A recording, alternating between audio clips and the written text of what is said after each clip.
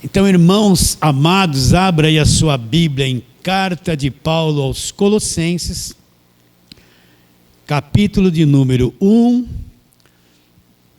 e nós vamos ler versos 24 a 29. Colossenses, capítulo 1, versos 24 a 29. Nós estamos já há 5 meses nesse capítulo 1 de Colossenses, mas hoje vamos terminá-lo. Então acompanhe aí na Bíblia, leia junto comigo. Agora me regozijo nos meus sofrimentos por vós. Paulo estava sofrendo por ele? Não, Paulo sofria em favor da igreja. E preencho o que resta das aflições de Cristo na minha carne, a favor do seu corpo, que é a igreja, da qual me tornei ministro, de acordo com a dispensação da parte de Deus, que me foi confiada a vosso favor, para dar pleno cumprimento à palavra de Deus. Agora Paulo fala uma coisa importantíssima. Olha esse verso que você vai ler agora. O mistério que estiver oculto dos séculos e das gerações. Então tinha um mistério oculto daquele pessoal todo do passado, que eles não conheceram. Agora, todavia, se manifestou para quem? Para os seus santos, para a igreja, aos quais, a este povo santo que é a igreja, Deus quis dar a conhecer qual seja a riqueza da glória deste mistério entre os judeus, não, entre os gentios.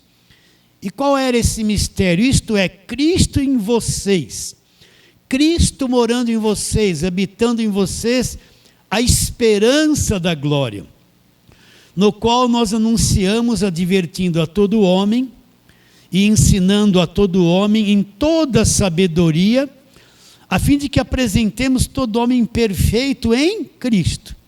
É para isso que eu também me afadigo, me esforçando o mais possível, segundo a eficácia que opera eficientemente em mim.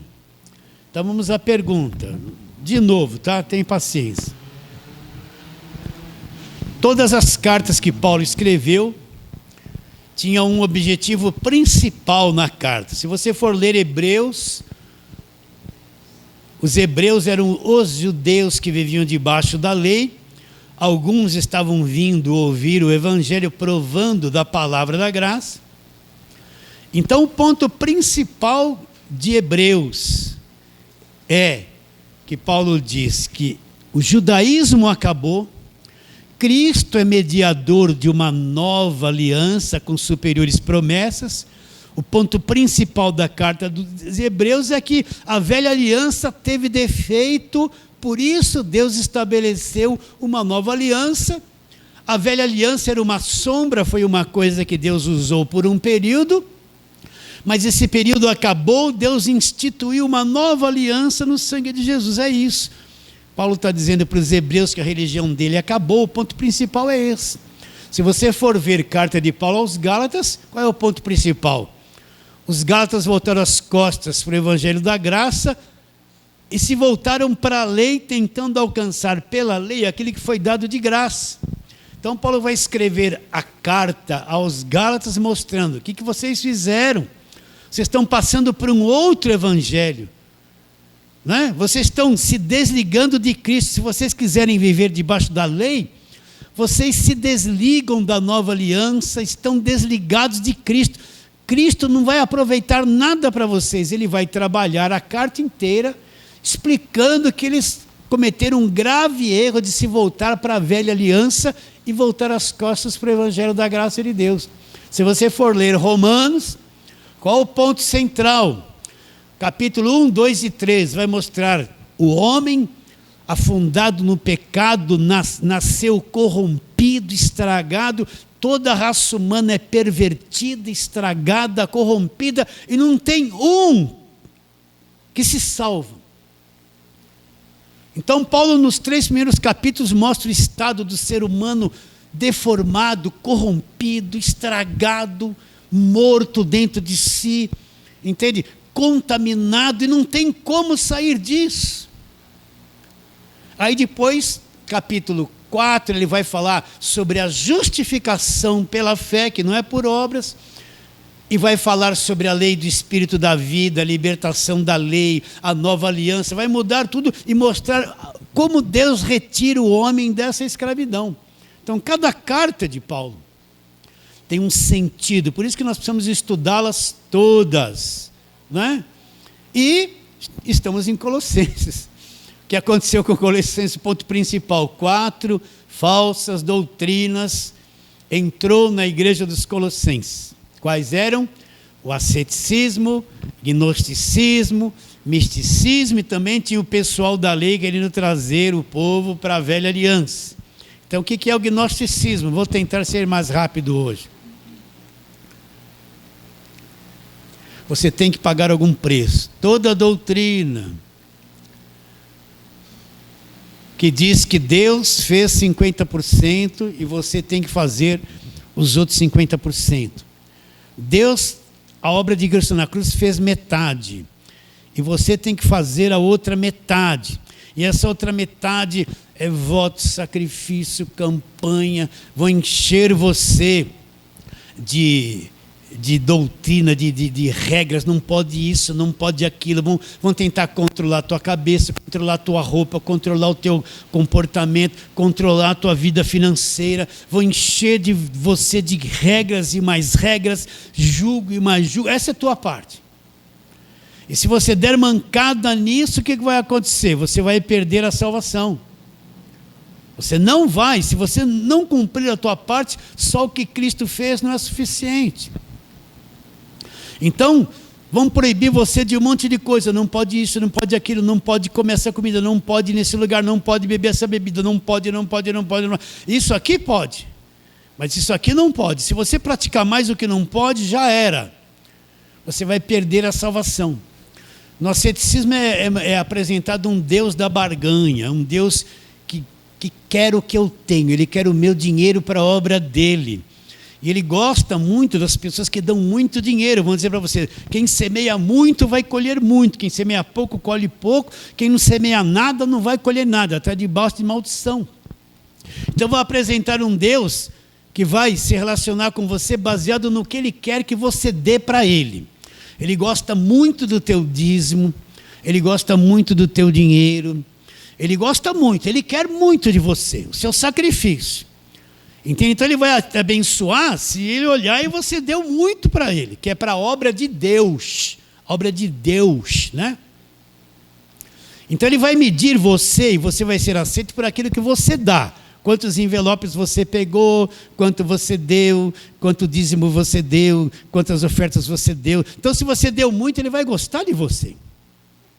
Mas se você não deu nada, não tinha nada, precisou comprar um remédio para o teu filho, não deu nem o dízimo naquele mês, que você é obrigado, então vou dizer lá, está debaixo de maldição, o devorador vai te pegar, você é um mentiroso e vai para o inferno. Você está entendendo o que eu estou dizendo? Então é apresentado um Deus que está o tempo todo trabalhando na barganha. Para Ele fazer qualquer coisa a meu favor, Ele vai avaliar o que eu dei para Ele. Se eu não dei coisa agradável, Ele não vai me abençoar. Ele não vai querer muita coisa comigo, porque eu não estou dando o meu sacrifício para Ele. Ele gosta muito dessas coisas. Então, Deus me abençoa, mas o que você fez por mim? Eu te dei o voto de sacrifício. Então eu vou te abençoar um pouquinho, viu? No asceticismo é apresentado, e a doutrina que me traz sofrimento, tudo é sofrimento, tudo é uma dor, tudo é um sofrimento. Existe você sofrer por alguns problemas no decorrer da tua vida aqui na Terra? Existe. Você tem filhos, tem família, tem parentes, de vez em quando acontecem coisas que nos trazem sofrimento. Mas não é uma doutrina, são coisas que podem acontecer com a vida de cada um, ficar doente, uma enfermidade grave acontecer, dar uma batida no carro, tropeçar, cair de lado no chão, ficar meio torto, né? Pode um filho ficar doente, de repente você tem um filho casado, não está se entendendo bem com a mulher, e eles se separam, você está sujeito a tudo isso. Dor de barriga, não é? É um sofrimento que faz parte da vida normal. Mas a doutrina do sofrimento, o tempo todo você é posto em prisões, tudo é difícil, você tem que sofrer por Deus, pagar preço, sabe? Aquela vida de sofrimento o tempo todo. Isso aí é o asceticismo. O rigor ascético, né? Que outra coisa? O misticismo. Não, misticismo não, gnosticismo, a ordem. O que é o gnosticismo? Deus é espírito. Eu não me relaciono com Deus com a minha mão, com a minha perna, com a minha barriga, entende? Não, Deus é espírito, é uma outra substância. Então só posso me comunicar com Deus interiormente, no espírito, é de espírito para espírito. Mas o gnosticismo, ele quer um Deus na carne, um Deus emoção, um Deus de choro, um Deus que dá calor, que dá arrepio, que faz a pessoa se descontrolar, gritar, dançar, entende? Dar uma rajada de línguas estranhas, né? Um Deus que a pessoa fica pulando dentro da igreja descontrolada, tremendo, sabe? Isso aí, fé não é emoção. Não é sensação, não é sentir alegre ou triste, não é sentir calor na carne, arrepio, sapato de fogo, canela de fogo, é um tal de sapato de fogo, né? Não, não vou cantar essa porcaria, já cantei muito aqui. Vou cantar? Vamos cantar? Só eu. É um tal de sapato de fogo. Não posso me controlar, o cara está assim, ó. Porque ele está assim, o varão do movimento. Desceu um varão e chegou para movimentar. Então está todo mundo assim, ó. O olho dele está até assim, ó. O varão do movimento. Isso aí é o gnosticismo. Eu quero experiências com o mundo sobrenatural. Não importa a fonte, de onde vem, se não é. Deus para mim é fogo, eu sentir, é gritar, sabe? Eu acredito em qualquer besteira que eu sinta, que vem das minhas emoções, porque eu acho que é Deus. Você não vê uns videozinhos aí no YouTube? Todo mundo pulando, dançando na igreja, se entortando para lá, outra mão para cá. Puro gnose. Aquilo ali é mais uma macumba, uma feitiçaria do que a pregação do Evangelho da Graça de Deus. Nós vivemos pela fé. Às vezes nós estamos nos sentindo mal. Às vezes nós estamos angustiados pelos problemas do lado externo da nossa vida. Às vezes nós estamos tristes por um filho, por uma filha, alguma coisa que ele está passando. É normal. Mas minha fé não é medida porque se eu estou sentindo bem, triste, alegre. É medida pela convicção. Sou convicto da palavra da verdade. Sou convicto da verdade. Sou convicto aqui dentro. Mesmo que esteja triste. Mas lá por trás eu sou uma pessoa convicta da verdade. Ninguém me remove daquilo ali. E outra coisa, misticismo. O que é o misticismo? Você vai na igreja hoje, tem um pouquinho de macumba. Tem ou não tem? Um pouquinho de macumba, um pouquinho de espiritismo, um pouquinho de catolicismo, um pouquinho de nome de Jesus. Jesus Cristo é o Senhor. Né? Aí você vai num culto lá. Sessão de descarrego, corredor de sal grosso, água ungida, sal ungido, bala ungida, cajadinho de Moisés. A água do Rio Jordão é uma pura macumba que tem lá dentro. Todo culto vai distribuir um objetinho milagroso, um objetinho feiticeiro que eu vou levar para casa. Primeiro eu tenho que dar uma oferta, tenho que dar um dinheiro. Aí eu vou levar aquele objetinho lá, o cajadinho de Moisés, ele é poderoso. Aí eu vou chegar lá em casa, pegar um cajadinho de plástico, se levantar para o mar do mal da minha vida se abrir e eu passar. E é óleo na testa, e é passo, todo final de culto põe a mão na cabeça, sai diabo, sai. O tempo todo, a pessoa é crente há 20 anos, precisa que alguém põe a mão na cabeça dela para libertar ela, não sabe nem do quê. Então você não vê isso? Tem aí uma TV aí que fala Agenda dos Pastores. Você conhece? Vê lá o que é esse Agenda dos Pastores, o que eles prometem para você ir na igreja deles. Já vi até tijolo da casa própria ungido. Distribuir para você um tijolinho, vem aqui com fé para você ter a sua casa própria, né? Entende? Você não viu aí uma vez um vídeo aí, eles tudo num monte, um monte de vassoura para você varrer a maldição da sua casa, varrer o mal da sua casa, vassoura ungida. E essas igrejas que estão na televisão, elas que propagam essa macumba, essa feitiçaria. O alvo delas é só tomar o dinheiro das pessoas e nada mais que isso. Nada mais que isso. A vitrine é bonita ali na televisão, né? É lindo, oh, Jesus vai te abençoar. Quem foi abençoado? Eu estou com uma dorzinha na pontinha de dedo, Jesus curou. Oh, glória a Deus, né? Mas mentirada. Isso aí estava também na igreja dos Colossenses. E para terminar, né? Estava lá o pessoal da lei. Então vamos recapitular. Eu vou bater tanto nisso até entrar. O que diz Romanos 10,4? O fim da lei é Cristo. Quando Paulo fala isso para os romanos, lá na igreja, em Roma, tinha um monte de judeus. E Paulo deixa claro que o fim da lei é Cristo em Romanos. E deixa claro no capítulo 5, 6, 7, capítulo 4, que o homem é justificado não por obras da lei, é justificado pela fé. E para terminar isso, no capítulo 10, Paulo fala, olha, o fim de todo aquele sistema religioso judaico é Cristo, para a justiça de todo aquele que crê. Então você tem que entender, esses dias viralizou essa semana um videozinho na internet de um movimento de domingo passado. Foram entrevistar uma irmã lá e ela dizia, por que você está com a bandeira de Israel? O que você está fazendo aqui? É porque eu sou cristã. E nós somos cristãos e Israel é cristão. Meu Deus! O que tem a ver Israel com o cristianismo? Eles negam Jesus, eles não creem em Jesus Cristo. Não tem nada a ver com o evangelho da graça de Deus. Eles nem acreditam em Jesus Cristo. Para você ver a mentalidade das pessoas que estão nas igrejas, que não entendem esse arroz com feijão, a mínima coisa, estão defendendo uma causa de morte, não de vida. Então nós temos que entender que nós estamos na nova aliança, nós não temos nada a ver com a nação de Israel, nós não precisamos de visitar o túmulo de Jesus, entenda isso. Não precisamos ser batizados no Rio Jordão. Se você quiser fazer um tour e tiver condições para isso, é uma coisa boa, né?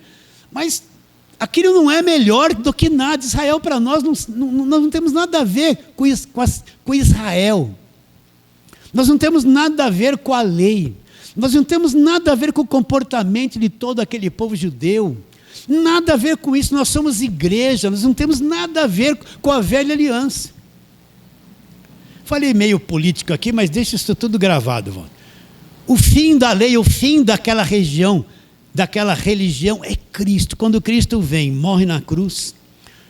Antes da cruz, ele está lá na última Páscoa. O que ele fala? Este cálice é o novo testamento no meu sangue. Este cálice é o quê? O novo testamento no meu sangue. Daqui a pouquinho ele vai para a cruz e vai estabelecer a nova aliança. Então ele está dizendo, anunciando, vai começar um novo testamento, vai começar uma nova aliança. E Paulo deixa claro que a velha aliança acabou na cruz. O fim da lei é Cristo. Então, Velho Testamento para nós não tem nada a ver. A igreja não existe no Velho Testamento. Velho Testamento, história do povo judeu. Vou falar tudo isso de novo ainda hoje. A história bonita, Deus agiu, fez muitas coisas, milagres, e maná, e atravessar o Rio Jordão, tudo encantador, mas não é evangelho. Entende? Então, se eu não entender isso é um ponto fundamental, que eu vivo numa nova aliança, que a velha aliança, o próprio Deus que a estabeleceu, pôs um fim, acabou. Se eu não entender isso com clareza, a graça de Deus está fechada diante dos meus olhos, eu não consigo enxergar. Eu vou viver com a mentalidade da velha aliança, praticando aquelas coisas, e toda a pregação o pessoal vai me levar para o jugo da escravidão. Então a velha aliança acabou na cruz. Paulo fala que a velha aliança foi uma sombra, foi usada por Deus por um período. E quando Cristo vem, derrama o sangue, estabelece a nova aliança, tudo aquilo acabou e foi posto de lado, não serve mais. E a graça de Deus é revelado, o Evangelho da Graça é revelado no Novo Testamento, principalmente nas cartas de Paulo. Os primeiros discípulos, os que se tornaram apóstolos, eles não entenderam com clareza isso, eles continuaram meio judeus. Agora, Paulo, que teve revelação, largou o judaísmo e foi perseguido, conforme falamos na pregação passada. Perseguido porque ele se opunha a tudo aquilo e pregava entre todos eles que o fim da lei era Cristo. Então acabou, a velha aliança para nós acabou. Então essas 4 coisas estavam em vigor na igreja dos Colossenses, e qual foi o resultado disso? Que eles perderam a visão da cruz, perderam a visão do evangelho do Cristo crucificado e ficaram dominados por essa rede, por esse véu, perdendo Cristo de vista. Então toda falsa doutrina, a primeira coisa que ela faz, Cristo não é o centro, o Cristo crucificado não é o centro da fé. Entende? O Cristo não é, a fé deles é aquilo que eles estão pregando, as coisas que você tem que fazer, e põe o Cristo e a obra da cruz de lado, é a primeira coisa que você tem que identificar. Toda doutrina mentirosa anula a cruz e faz você acreditar nos rituais que ela promove, ela impõe sobre você, dizendo que aquilo é verdade. Então Paulo escreve essa carta com qual finalidade? Para mostrar que os colossenses estavam num caminho errado. E nós estamos há bastante tempo trabalhando nisso. Vamos ler de novo o verso 24, é bom sempre ler bastante, em diante. Agora me regozijo nos meus sofrimentos por vós, e preencho o que resta das aflições de Cristo na minha carne, a favor do seu corpo, que é a igreja, da qual me tornei ministro, de acordo com a dispensação da parte de Deus que me foi confiada a vosso favor, para dar pleno cumprimento à palavra de Deus. Agora vamos tratar disso hoje, olha lá. O mistério que estava oculto dos séculos e das gerações, agora todavia se manifestou aos seus santos, os quais Deus quis dar a conhecer qual seja a riqueza da glória desse mistério entre os gentios, isto é, Cristo em vós, esperança da glória. Que mistério é esse que Paulo está dizendo? Que estava oculto. O que é a palavra mistério? Mistério é uma coisa incompreensível, a mente humana não consegue compreender. O que mais é um mistério? A mente humana não consegue explicar, é um enigma. Então Paulo começa a falar agora que existia um mistério oculto de quem? Dos séculos e das gerações. O que é uma coisa oculta? Uma coisa oculta está escondida, encoberta, ela é desconhecida. Então Paulo está dizendo que existia um mistério desconhecido, oculto, estava encoberto, dos séculos e das gerações passadas. Que séculos e gerações passadas? Paulo está dizendo que todo aquele pessoal do passado, da velha aliança, não conheceram, isso estava oculto aos olhos deles. Era uma coisa oculta, desconhecida por eles. Eles não conseguiram enxergar esse mistério. Agora, depois que Cristo vem, que esse mistério é revelado. O que é esse mistério? O evangelho da graça de Deus, Cristo em nós, Deus habitando em nós. Isso é o mistério que o pessoal da velha aliança não conheceu. Já falei isso umas 2000 vezes. Então vamos fazer as mesmas coisas. Se você pudesse ter um encontro com Moisés, só para você entender. Ô Moisés, e você pergunta assim, me fala um pouquinho do evangelho da graça de Deus, da justificação pela fé. Ele ia olhar para você com uma interrogação. Ia responder assim, olha, eu entendo das 10 pragas que caíram no Egito. Olha, eu estive lá diante do Mar Vermelho. Atrás de nós estava o exército dos egípcios e o mar na frente. Nós estávamos aprisionados, não tinha como se livrar daquilo, era o nosso fim. Aí Deus falou, o que você tem na mão? Eu falei, um cajado. E eu estendi o cajado e o mar se abriu. Foi maravilhoso. Nós já estávamos lá no deserto, já tínhamos sido libertos do Egito e o povo estava com sede. Deus falou para chegar numa rocha, bater o meu cajado, eu bati, saiu água da rocha e todo mundo bebeu. O povo queria comer carne, estava cheio do maná e veio um monte de codornizes em pleno deserto, e o povo comeu carne, nós comemos carne no deserto. As sandálias dos nossos pés, nossa roupa não se gastava. Foi maravilhoso, mas Evangelho da graça, justificação, eu não conheço nada. Porque ele não conheceu nada do Evangelho da graça de Deus. Vocês estão entendendo? Ele só disse uma coisinha, olha, lá na frente vai aparecer um profeta semelhante a mim, vocês ouvem ele. Aí Moisés iria falar para você, não, eu subi no monte, estava tudo resplandecente, fumegando fogo, e o meu rosto até brilhou, e Deus me deu as tábuas da lei, esculpida com o próprio dedo deles, e foi fantástico. Mas eu não conheço nada do Evangelho da graça de Deus. Moisés trouxe a lei, mediada por meio de anjos, mas não conheceu o Evangelho da graça de Deus. Vocês entendem isso? Você encontrava Elias, você fez cair fogo do céu, matou os profetas de Baal, foi maravilhoso. Eu mandei preparar o sacrifício, pôr água, aquela história toda que você já sabe. E veio o fogo e consumiu tudo aquilo, e depois eu matei todos os profetas de Baal, foi maravilhoso. Mas Elias, me fala um pouquinho do Evangelho da graça de Deus. Mas o que é isso que você está dizendo? Eu conheço como matar os profetas de Baal. Eu até fui arrebatado num carro de fogo. Foi maravilhoso, mas Evangelho da graça, não conheço nada, nem sei isso, essa linguagem que você está dizendo.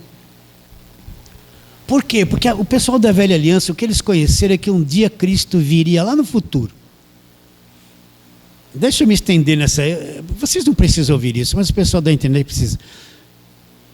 Você encontra lá Gideão. Gideão! Você conhece o Evangelho da graça de Deus? Ele ia falar assim, olha, o que eu conheço é que os medianistas estavam roubando toda a nossa comida. E Deus deu uma estratégia e nós vencemos os medianitas. E nós vencemos a batalha contra todos os meninos. Foi maravilhoso, mas Evangelho da graça de Deus, não sei nada a respeito disso. E se você for discorrendo todos os heróis lá do passado, eles só conheceram que um dia alguém viria, Cristo viria, nada mais que isso. Está bem claro? Então Paulo está dizendo, o mistério que estava oculto, foi uma coisa oculta dos séculos passados e das gerações. Aquele povo não compreendeu, eles nunca entenderam o que é uma carta de Paulo aos Romanos, o que é Gálatas, o que é Efésios, o que é Hebreus. Eles não tinham esse conhecimento. Eles não tinham conhecimento da salvação pela graça, porque eles eram obrigados a guardar as obras da lei. Aquele que guardar os mandamentos da lei vai viver por meio deles. Então a mentalidade da maior parte daquele povo, eles viram uma pequena luz que viria no futuro, mas não tiveram clareza da mudança de aliança. Uma nova aliança, que tudo aquilo que eles viviam, que fazia parte da nação deles, da religião deles, acabaria um dia. Eles não enxergaram nada dessas coisas. Por quê? Porque Paulo fala, o mistério que estava oculto dos séculos e das gerações, era uma coisa oculta para aquela mentalidade do passado. Agora pega a igreja hoje e vai lá pregar Gideão, vai lá pregar o mar se abrindo, vai lá pregar a farinha da panela, o azeite da botija, a prosperidade de José, os 7 mergulhos de Naamã, ficar com aquela história toda.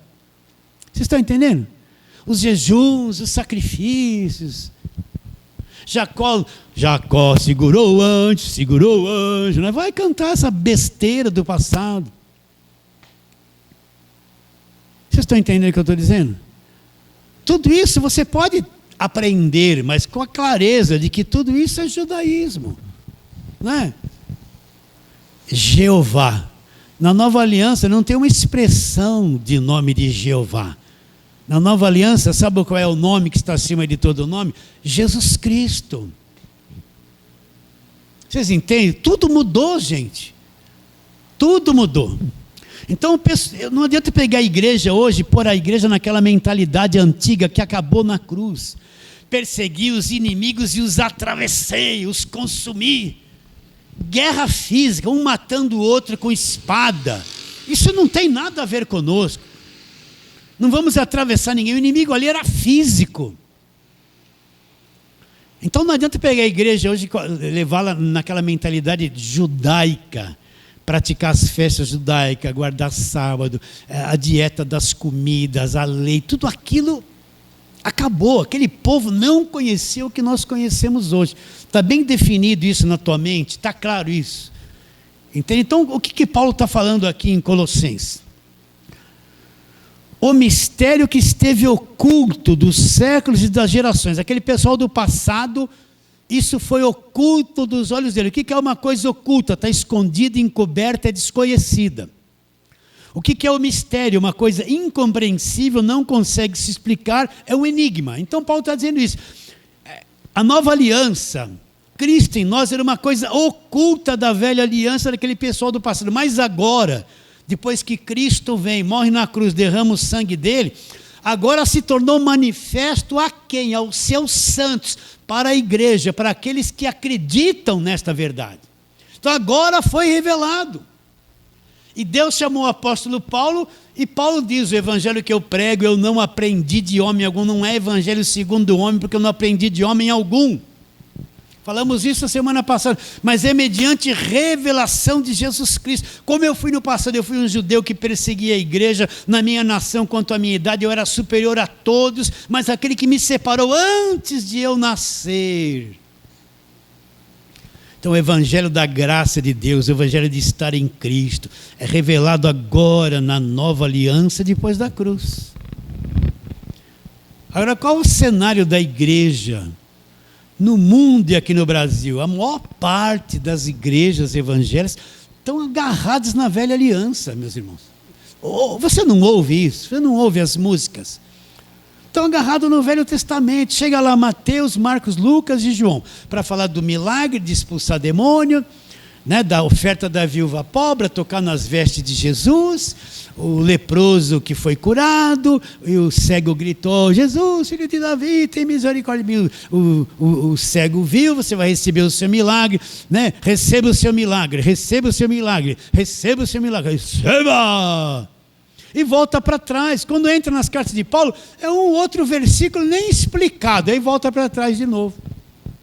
A maior parte, você vê as igrejas praticando festa das primícias, trouxeram os símbolos judaicos para dentro da igreja, os castiçais, aquela coisa toda, uma réplica da Arca da Aliança, todo mundo com uma réplicazinha poderosa da Arca da Aliança, imitando tudo aquela arca de uma aliança falida que acabou na cruz. Já acabou na cruz. Então é um desastre. O evangelho da graça de Deus, que é um arroz com feijão, uma coisa simples, está oculto aos olhos de um monte de pessoas, porque elas são cegadas pela velha aliança, pelo Velho Testamento, pela lei. Então Paulo diz, vou ler de novo,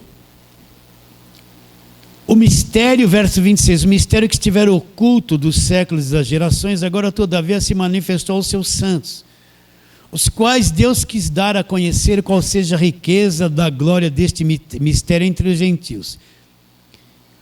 Isto é, qual era esse mistério? Cristo em vós, esperança da glória. Então, qual é o objetivo?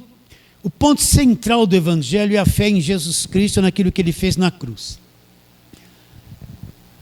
E que aponta para quê? Que agora a igreja ela tem um habitante dentro dela.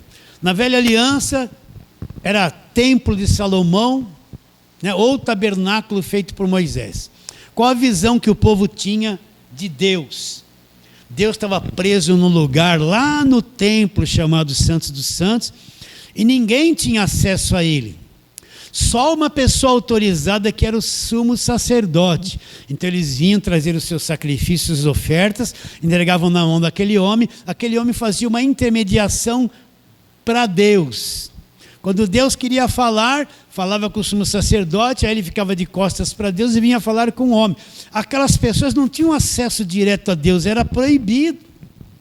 Então, na cabeça deles, Deus morava num lugar construído, um templo de Salomão, e morava lá naquele lugarzinho chamado Santos dos Santos. E se você falasse lá na velha aliança que era filho de Deus, você ia ser apedrejado porque se fazia igual a Deus. Quantas vezes quiseram apedrejar Jesus porque diziam: você se faz filho de Deus? Aqui era uma afronta na velha aliança dizer que alguém podia se chamar filho de Deus e ser semelhante a Deus. Mas na nova aliança, Cristo em nós, Cristo vem em nós, habitar dentro de nós. Deus não habita em templo feito por mãos humanas, Paulo disse lá em Atos dos Apóstolos. Então essa visão da velha aliança era um Deus morando dentro do lugar, a casa de Deus, né? O salmista dizia o quê? Alegrei-me quando me disseram, quem não já ouviu falar esse versículo? Vamos à casa do Senhor. O que tinha na cabeça dele, casa do Senhor? Eu vou lá para o templo. Alegrei-me quando me disseram, vamos na casa de Deus, mora lá no templo, vamos para a casa de Deus. A visão deles era um Deus morando naquela construção. Na nova aliança não tem lugar santo, não tem construção santa, não tem altar santo, não tem monte santo, não tem locais físicos que Deus está lá e aquele local é especial, e eu vou lá porque tem uma bênção que em outros locais não tem. Tudo isso é mentalidade da lei, por isso que eles viviam lá em monte santo. Eleva os meus olhos para os montes, de onde me virá o socorro, né? Na nova aliança, Deus vem para dentro de nós, habitar em nós no Espírito. Cristo em nós, a esperança da glória. Então Deus tem uma glória que tem uma esperança. E qual é? É ver Cristo em cada um de nós. Cristo em cada um de nós. Ser a habitação de Deus no Espírito. Por isso que para nós não existe lugar santo, não existe objeto santo, não existe construção que é santa, que Deus mora lá, não existe altar, não existe lugar mais especial, porque alguém construiu lá uma catedral, e aquele lugar é a casa de Deus, e Deus está lá, eu vou para lá para falar com Deus. Não existe essas coisas. A igreja somos nós. As pessoas, não é construção, não é parede, não é telhado, não é essas megas, não é templo de Salomão. O templo de Salomão é uma maldição. É maldição. Era essa a expectativa de Deus, Deus habitando com cada um de nós. Cristo vem fazer a obra perfeita na cruz e Deus vem habitar em cada um de nós. Nós somos o templo, o santuário de Deus. Essa é a expectativa de Deus, Cristo em cada um de nós. Vocês estão entendendo isso? Agora a velha aliança nega todo esse tipo de coisa. Na velha aliança eu acho que a igreja é a casa de Deus, é um lugar santo lá, né? As coisas, a bateria, as coisas lá foram tudo ungidas, é tudo santo, tudo separado. Vamos ver alguns outros versos. Então, primeira carta de Paulo aos Coríntios, vamos lá. Primeira carta de Paulo aos Coríntios, capítulo de número 2.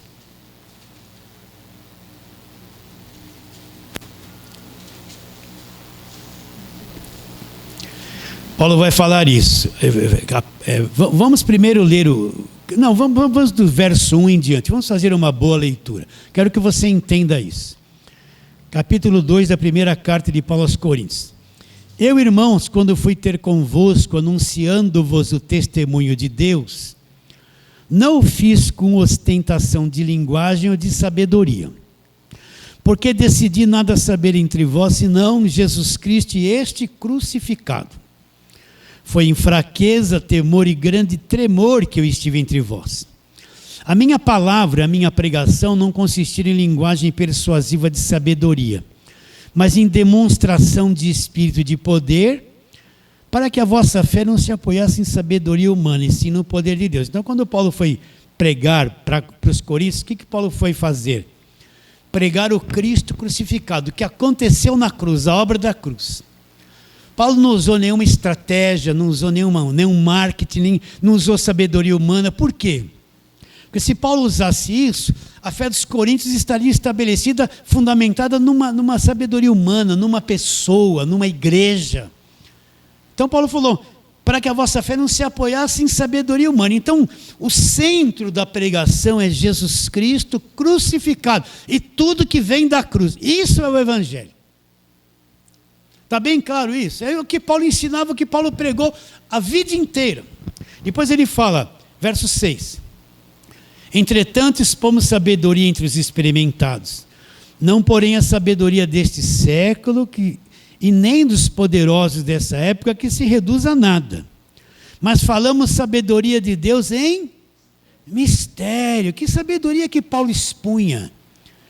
Que sabedoria que Paulo pregava e falava que era a sabedoria de Deus. É o evangelho da graça de Deus. Uma sabedoria em mistério. Olha lá, outrora oculta, estava oculta isso.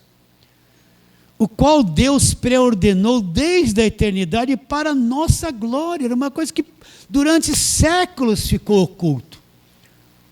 Mas agora vai se manifestar com a vinda de Cristo. Vai ser revelada essa sabedoria de Deus que é o evangelho da graça. Olha lá, sabedoria essa que nenhum dos poderosos desse século conheceu. Porque se tivesse conhecido, jamais teriam crucificado o Senhor da glória. Mas como está escrito, nem olhos viram, nem ouvidos ouviram, nem penetrou em coração humano, o que Deus tem preparado para aqueles que o amam. E como Paulo ficou sabendo dessas coisas? Olha lá. Mas Deus nolo revelou pelo Espírito. Porque o Espírito a todas as coisas perscruta, até mesmo as profundezas de Deus. Porque qual dos homens sabe as coisas do homem, senão seu próprio Espírito que nele está? Assim também as coisas de Deus, ninguém as conhece, senão o Espírito de Deus. Ora, nós não temos recebido o Espírito do mundo, e sim o Espírito que vem de Deus. Para que eu recebi o Espírito que vem de Deus? Para que conheçamos o que por Deus nos foi dado de graça, gratuitamente. Disto também falamos, não em palavras ensinadas por sabedoria humana, mas ensinadas pelo Espírito, conferindo coisas espirituais com espirituais. Então o que Paulo está dizendo? Paulo falava uma sabedoria de Deus em mistério, estava oculta do passado, que Deus preordenou para a nossa própria glória. E depois ele fala, como é que ele ficou conhecendo isso? Mas Deus nolo revelou pelo Espírito. E nós recebemos o Espírito de Deus para que conheçamos o quê? O que por Deus nos foi dado gratuitamente. Então quando Cristo vem, derrama o sangue, estabelece a nova aliança, vem a revelação do Evangelho da graça de Deus. A revelação da graça, do Evangelho, a sabedoria de Deus, esse mistério que o pessoal do passado não entendia, agora é manifesto, agora é revelado. Agora Deus tira o véu e começa a mostrar o objetivo da igreja. Por isso que a igreja não existe no Velho Testamento. Lá é povo de Israel, é judeu e tudo gira em torno deles. Na nova aliança vem a revelação, surge a igreja, é chamada na igreja noiva de Cristo, corpo de Cristo, tudo mudou. Mas estava oculto, era um mistério para aquele pessoal do passado. Mas Deus nos revelou pelo Espírito. Por isso que eu digo, é só pelo Espírito Santo. Você é um milagre, você é um milagre. Quando alguém entra em contato comigo pelo WhatsApp, fala, pastor, entendi o Evangelho da graça de Deus. Eu respondo assim, você é um milagre. Para mim, milagre é isso. Quando alguém tem o véu retirado e entende que é o Evangelho da graça de Deus.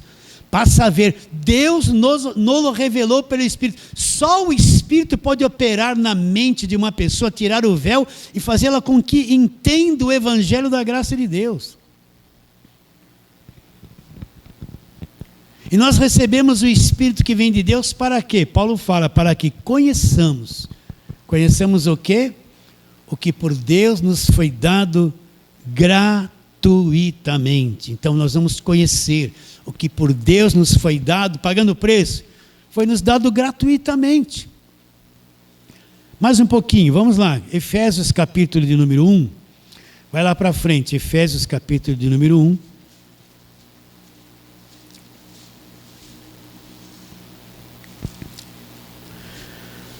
Seria bom ler do verso 3 em diante.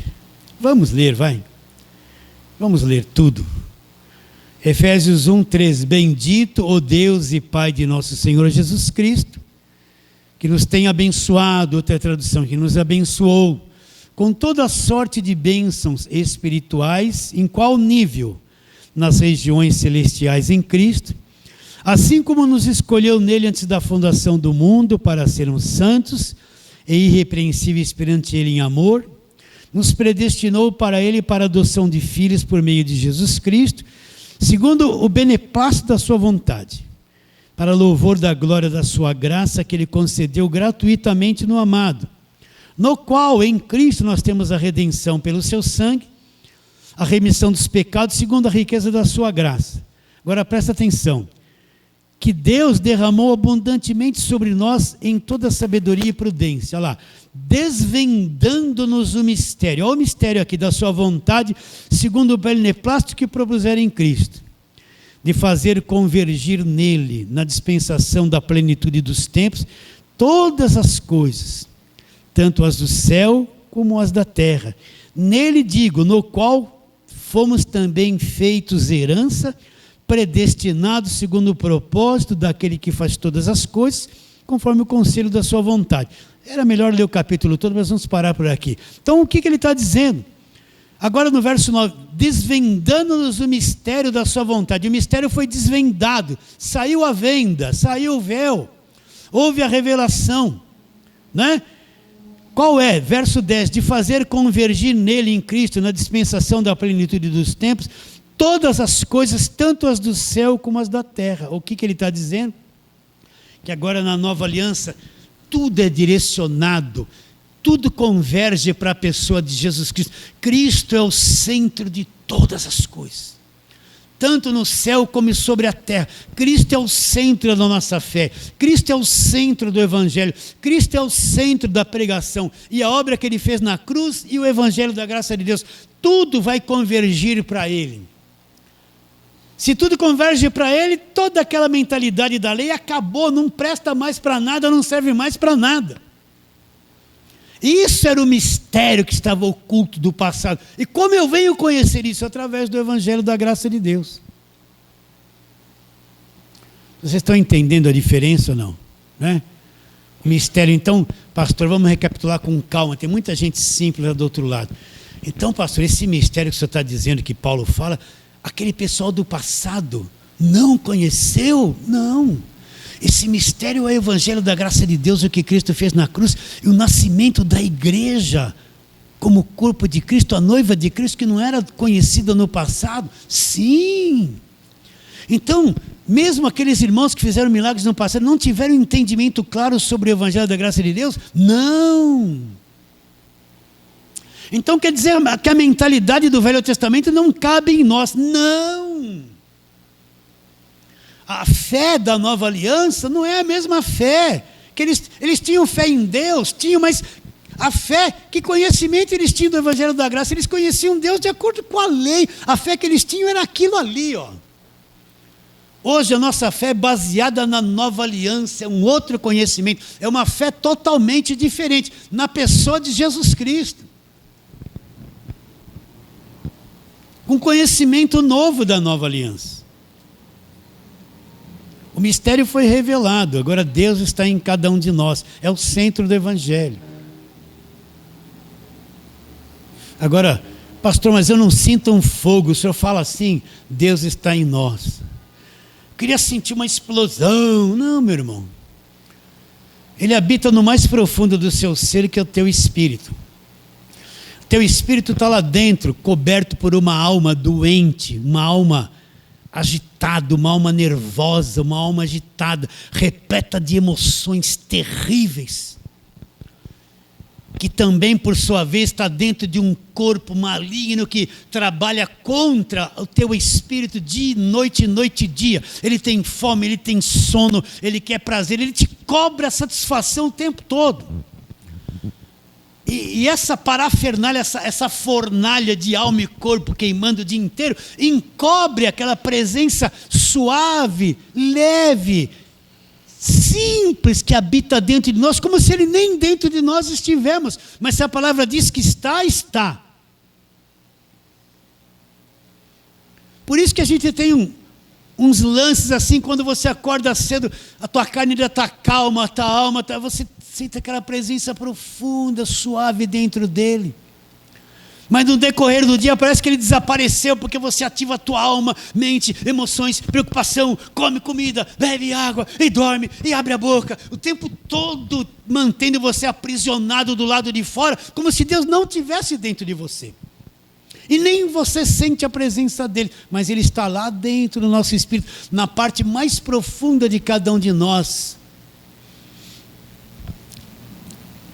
Ó, vamos supor que o presidente da República vai fazer um manifesto lá, ele vai anunciar algumas coisas em cadeia nacional. Então vai bater 20 horas. Então, às 20 horas, todas as emissoras de televisão vão ser desligadas e vai aparecer o presidente falando alguma coisa. Ele entra dentro da casa de cada um, não entra? Mas ele não está ali, mas tem um aparelho de TV que traz ele para dentro da sua casa, mas ele está num lugar central, dali ele consegue estar dentro da casa de todo mundo ao mesmo tempo por meio de comunicação, por ondas. É ou não é? Tem que ter uma tela, você vai ouvir a voz e vai vê-lo. É isso que é o nosso espírito. Lá nós temos uma parte chamada espírito, é como uma tela, onde traz Deus para dentro de nós, traz a dimensão invisível para dentro de nós. Ele aparece ali, dentro de cada um de nós. Isso é manifesto lá dentro. Ele habita, o nosso espírito é que tem a capacidade de clarear, de perceber, de entender, de receber Deus dentro de cada um de nós. Mas a minha alma é um problema, ela é agitada, ela sente, ela é perturbada o tempo todo. Ela fala, ela sente, ela quer falar, ela quer isso, ela está assim, ó, sabe? O tempo todo, ela não tem, até a noite, às vezes você quer dormir, mas ela está sonhando, está lá, te dando aflição, te perturbando, te inquietando. Né? Não é revelação, não. E acorda, já está o corpo lá roncando aqui, come. Vai no banheiro. Não para, essa coisa não para. Encobre aquela coisa suave do nosso espírito, sensível, onde eu adoro Ele em espírito, lá dentro. Me comunico, é ali que eu entendo Deus, que eu falo com Deus. Não preciso estar em lugar santo, nem dentro de igreja, em qualquer lugar do planeta eu falo com Deus, Deus habita dentro de mim. A nova aliança é isso. Eu já li todos os textos, só mais um, vocês vão ter paciência, só mais um. Colossenses, vamos lá, Efésios, Filipenses, Colossenses. Colossenses 2.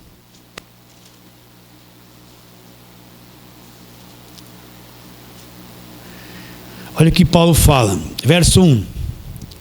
Gostaria, pois, que soubesses quão grande luta venho mantendo por vós, pelos laodicenses e por quantos não me viram face a face, para que o coração deles seja confortado e vinculado juntamente em amor, e eles tenham toda a riqueza da forte convicção de entendimento. Ó, riqueza da forte convicção produzida por entendimento, para compreenderem plenamente o mistério de Deus. E quem é o mistério de Deus? O mistério de Deus é essa pessoa, Cristo. Em quem, olha lá o que está em Cristo, em quem todos os tesouros da sabedoria e do conhecimento estão ocultos. Então Paulo estava numa luta para que eles tivessem compreensão e revelação do mistério de Deus, o mistério de Deus Cristo. Aí ele diz que em Cristo estão ocultos, guardados nele todos os tesouros da sabedoria e do conhecimento. Então Paulo queria que eles tivessem clareza sobre isso. Só mais um minuto. Lembra quando surgiram os primeiros telefones, aquele telefonão preto, aquele cabo de rua, né? Depois, lá nos anos 80, começo de 90, os celulares, e hoje você vê os celulares super aperfeiçoados, com internet, você fala com o mundo todo. Descobrir esses microchips, essas coisinhas insignificantes, que cabem um mundo de informações ali dentro. Todas essas coisas já existiam. No tempo de Pedro Álvares Cabral, ela já existia? Já existia. Mas a mente do homem não tinha alcançado esse conhecimento, mas ela já existia. Sim ou não? Em 1960, né, a década de 60, essas coisas todas já existiam, esse conhecimento existia. Mas a cabeça do homem não tinha captado essa inteligência ainda, mas existia. Sim ou não? O homem programar um chipzinho, uma coisa tão pequena, com informações do mundo todo, caber ali dentro, tudo isso, esse conhecimento já existia, mas o homem não tinha alcançado isso. Até que Deus vai permitindo que o homem vai descobrindo, e vai tendo revelação, e hoje você pega o celular, é uma coisa mais comum. A criança já nasce hoje, já vem dos desenhos no celular. Mas no nosso tempo, quando você era criança, não tinha nem carrinho elétrico, era feito tudo com o quê? Com madeira, lata de óleo, né? Carrinho de rolemã, aquela madeira, umas rolemã passavam em cima do dedo, caía até a unha. Vocês lembram disso? Mas já existia esse conhecimento, agora nós estamos num clímax, a ciência se multiplicou. O mistério que estava oculto, agora Deus trouxe um conhecimento que sempre esteve presente, mas estava oculto. É o que é Cristo, e nele habita todos os tesouros da sabedoria e do conhecimento. Então, esse mistério estava oculto, e Cristo traz o quê? A lei foi dada por intermédio de Moisés. A graça e a verdade vieram por meio de Cristo. Então Cristo vem trazer o quê? A graça e a verdade, que é o quê? O evangelho da graça de Deus. Então feliz daquele que entendeu essa divisão.